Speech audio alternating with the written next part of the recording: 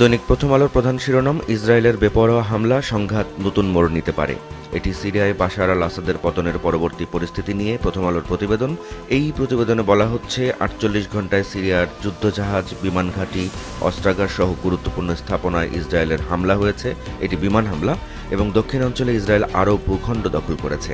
এই পরিস্থিতিতে সিরিয়ার সংঘাত নতুন মোড় নিতে পারে বলেই এই প্রতিবেদনে বলা হচ্ছে। প্রথম আলোর দ্বিতীয় প্রধান প্রতিবেদন, আওয়ামী লীগ ঘনিষ্ঠদের ঋণ দিয়ে নাজুক অবস্থায় জনতা ব্যাংক। এই প্রতিবেদনে বলা হচ্ছে, বিগত আওয়ামী লীগ সরকারের ঘনিষ্ঠ ব্যবসায়ীদের ঋণ দেওয়ার কারণে বড় অঙ্কের লোকসানে পড়েছে রাষ্ট্রীয় মালিকানাধীন জনতা ব্যাংক। ব্যাংকটির ৬১% ঋণ খেলাপি এবং ২৬০০ কোটি টাকা লোকসানের আশঙ্কা তৈরি হয়েছে এবং দৈনিক ১৮ থেকে ২০,০০০ কোটি টাকা ধার করে চলছে ব্যাংকটি।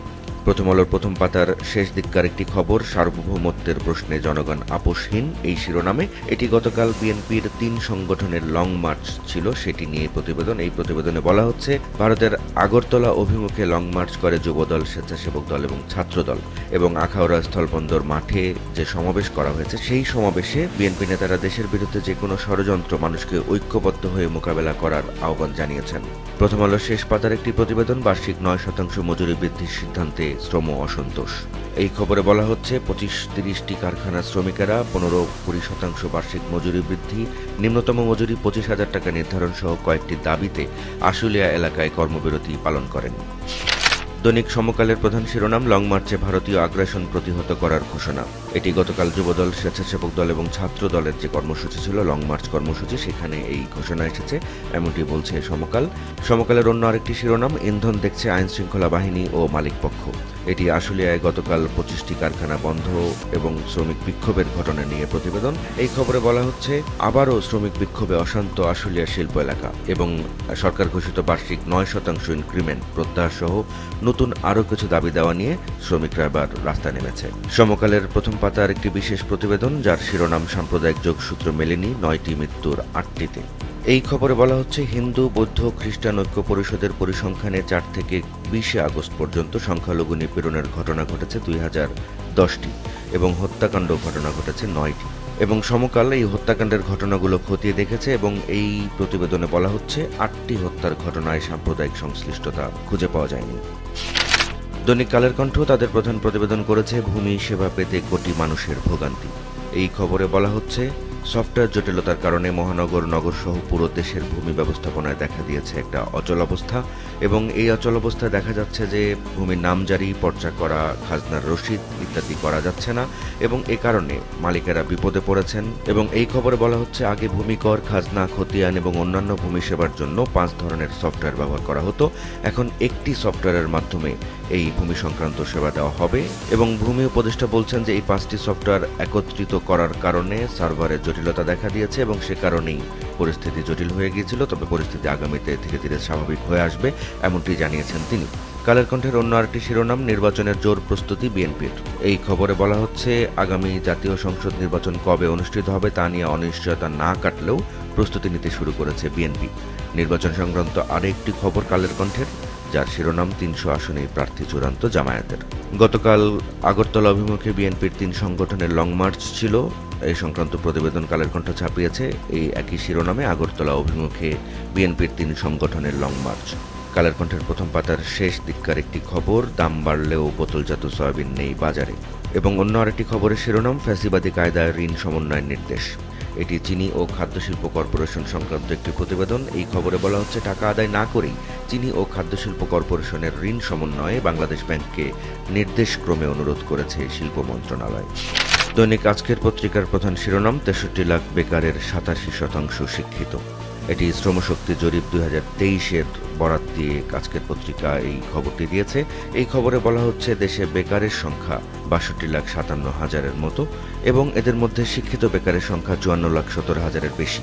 আজকের পত্রিকার অন্য আরেকটি শিরোনাম, ১৮ কোটি মানুষের জন্য ভাস্কুলার সার্জন ৫৩।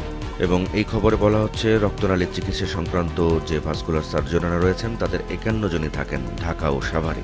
এই কারণে সময়মতো জরুরি অস্ত্রোপচারের অভাবে হাত পা হারাচ্ছে মানুষ এবং মাত্র একটি হাসপাতালই আছে অস্ত্রোপচারের সুবিধা। আজকের পত্রিকার আরও একটি খবর, রাখাইনে খাদ্যাভাব, আরও রোহিঙ্গা আসার শঙ্কা।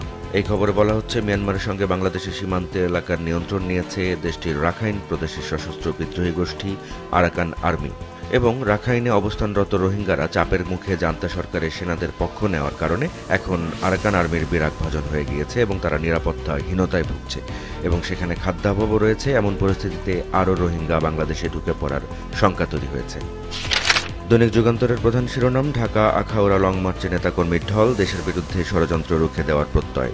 এটি ভারতীয় আগ্রাসনের বিরুদ্ধে বিএনপির 3 অঙ্গ সংগঠনের লং মার্চ কর্মসূচিকে ঘিরে প্রতিবেদন। যুগান্তরের শেষ পাতার একটি প্রতিবেদন যার শিরোনাম 16 ডিসেম্বর বিআরটি প্রকল্পের উদ্বোধন, বিশেষায়িত বাস ছাড়া সুফল নিয়ে শঙ্কা। এই খবরে বলা হচ্ছে বিমানবন্দর থেকে গাজীপুর পর্যন্ত যে বাস র্যাপিড ট্রানজিট বিআরটি প্রকল্প তার আনুষ্ঠানিক উদ্বোধন হতে যাচ্ছে আগামী 16 ডিসেম্বর। তবে পুরো কাজ শেষ না করে ত্রুটিপূর্ণ নকশায় এই প্রকল্প বাস্তবায়ন হওয়ায় কাঙ্ক্ষিত সুফল মিলবে না বলে শঙ্কা তৈরি হয়েছে। দৈনিক দেশ রূপান্তর তাদের প্রধান শিরোনাম, চাপ বন্ধুত্বের কৌশল বিএনপির। এটি ভারতের সাথে সম্পর্কের বিষয়ে একটি প্রতিবেদন। এই খবরে বলা হচ্ছে পারস্পরিক স্বার্থকে সমুন্নত রেখে সমমর্যাদার ভিত্তিতে বন্ধুত্ব থাকা উচিত, এমনটি বলছেন বিএনপি নেতারা। এবং আন্তর্জাতিক সম্পর্ক বিশ্লেষকেরা বলছেন ভারতের সঙ্গে ভারসাম্যের সম্পর্ক তৈরিতে বিএনপির সমস্যা হবে না, এমনটাই মনে করেন তারা। দেশ রূপান্তরের অন্য আরেকটি শিরোনাম, সহসা কাটছে না খেলাপি সংকট। এই খবরে বলা হচ্ছে খেলাপি ঋণ এখন বাংলাদেশের অর্থনীতির সবচেয়ে বড় সমস্যা এবং সেটি আওয়ামী লীগের সময় বেড়ে দাঁড়িয়েছে 2,62,000 কোটিতে এবং উচ্চ খেলাপির কারণে ডুবতে বসেছে বিভিন্ন আর্থিক প্রতিষ্ঠান। দৈনিক দেশ রূপান্তরের শেষ পাতার একটি শিরোনাম, ভাগিয়ে নিয়ে রোগী জিম্মি। এই খবরে বলা হচ্ছে বিভিন্ন সরকারি হাসপাতাল থেকে রোগীদের ভাগিয়ে নিয়ে বিভিন্ন বেসরকারি হাসপাতালে চিকিৎসা এবং অস্ত্রোপচার করছেন ওই হাসপাতালেরই চিকিৎসকেরা এবং বঙ্গবন্ধু শেখ মুজিব মেডিকেল বিশ্ববিদ্যালয়ের একটি উদাহরণ এই ক্ষেত্রে দেওয়া হয়েছে এবং সেই উদাহরণ দিয়ে বলা হচ্ছে যে রোগীদেরকে ডাক্তাররাই জিম্মি করছেন এবং ঠিকমতো চিকিৎসা দিচ্ছেন না তাদের অর্থ আদায় না হলে। দৈনিক কালবেলার প্রধান শিরোনাম, মামলার পাহাড় তদন্ত কর্মকর্তাদের ঘাড়ে। এই খবরে বলা হচ্ছে বৈষম্য বিরোধী আন্দোলনের পরিপ্রেক্ষিতে মোট মামলা হয়েছে প্রায় 2350টি, যার কোনোটিরই তদন্ত শেষ হয়নি এবং সাম্প্রতিক বিভিন্ন সময়ে করা চাঞ্চল্যকর মামলার তদন্ত এগোচ্ছে না। পুলিশের সব ইউনিটের কর্মকর্তাদের বদলিজনিত কারণে তদন্তে এরকম ভাটা পড়েছে, এমনটি বলছে কালের কণ্ঠের এই প্রতিবেদন। কালের কণ্ঠের অন্য আরেকটি শিরোনাম, গুরুত্বপূর্ণ বার্তা নিয়ে ফিরছেন ফখরুল। প্রায় 12 দিনের লম্বা সফর শেষে যুক্তরাজ্য থেকে গুরুত্বপূর্ণ বার্তা নিয়ে ফখরুল দেশে ফিরে আসছেন, এমনটি বলা হচ্ছে কালবেলার এই প্রতিবেদনে। কালবেলার আরেকটি খবর, ঢাকার মামলা ফাইলবন্দি, কলকাতায় শুনানি শুরু। এটি ঝিনাইদহ 4 আসনের সংসদ সদস্য আনোয়ারুল আজিম আনার হত্যাকাণ্ডের ঘটনায় যে দুটি মামলা হয়েছে, একটি কলকাতায় এবং একটি ঢাকায়, সে বিষয়ে প্রতিবেদন। এই খবরে বলা হচ্ছে যে ঢাকারটি আপাতত ফাইলবন্দি হয়ে গিয়েছে এবং কলকাতারটি প্রাথমিক তদন্ত শেষে আদালতে অভিযোগপত্র দিয়েছে সেখানকার সিআইডি। কালবেলার প্রথম পাতার শেষ দিককার খবর, বাশারের পতনের নেপথ্যে কি যুক্তরাষ্ট্র ইসরায়েল, এরকম শিরোনামে কালবেলা যে প্রতিবেদনটি ছাপিয়েছে। এতে বলা হচ্ছে রাশিয়াই নিরাপদে সরিয়ে নিয়েছে বাশারকে এবং দেশটিতে শান্তি ও স্থিতিশীলতার ডাক দিয়েছেন অন্তর্বর্তীকালীন প্রধানমন্ত্রী। দৈনিক বাংলাদেশ প্রতিদিনের দুটি খবর, যার একটি শিরোনাম, বিদেশি ঋণের বিশাল বোঝা।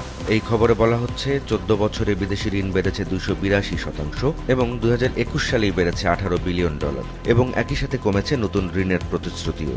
বাংলাদেশ প্রতিদিনের অন্য আরেকটি খবরের শিরোনাম, ক্ষুধা সূচকে এখনও পিছিয়ে দেশ। এই খবরে বলা হচ্ছে ক্ষুধা মোকাবেলায় বাংলাদেশের অগ্রগতি হলেও এখনও মাঝারি মাত্রার ক্ষুধা বিরাজ করছে দেশে।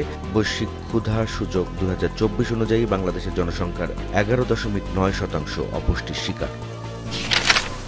দ্য ডেইলি স্টারের প্রধান শিরোনাম, tension fear on Teknaf frontier, Naf river route closed, trade with Myanmar stop as Arakan army claims taking control of border.